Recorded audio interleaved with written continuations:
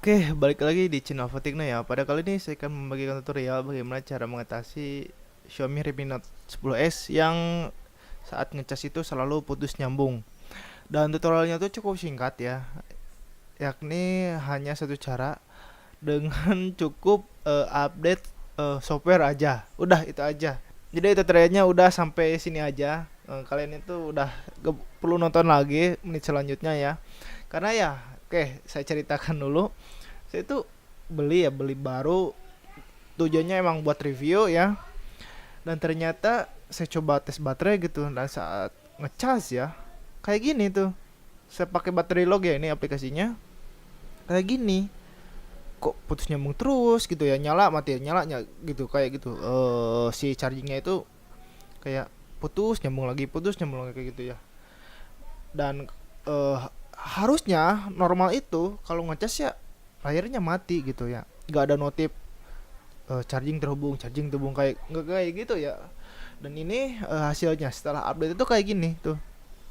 Harusnya kayak gini, kalau normal tuh kayak gini. Jadi setiap persnya itu kayak gini. Dan kenapa bisa terjadi saya juga gak tahu ya. Saya juga nemu tips ini itu dari YouTube juga, dari YouTuber India gitu. Dan lihat dari komennya, lihat dari komen, cukup update aja, kata dia tuh. Saya coba ternyata berhasil ya. Dan gimana kalau tetap putus nyambung gitu, kalian itu bisa coba tes chargingnya ya, kayak kabel sama adapternya ke HP lain.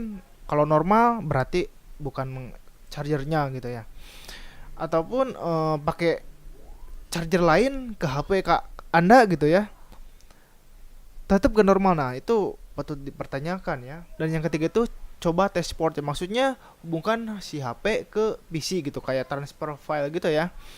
Dan saya coba, normal loh, normal, serius normal, bahkan berjam-jam terhubung gitu ya, masih terhubung gitu ya, masih tidak terputus gitu. Dan ya kayak gitu.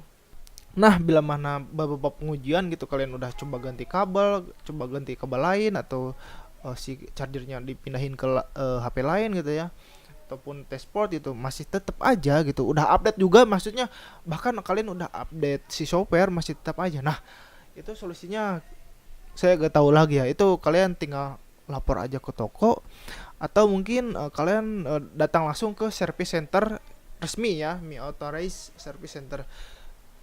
Kok server sih, salah nulis saya nih, harus diedit nih. Service ya, bukan server ya.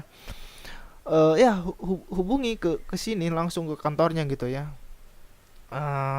Gak ada solusi lain kalau ke HP kalian resmi gitu ya, garansi resmi. Jadi ya itu aja ya, semoga ternyata dapat membantu.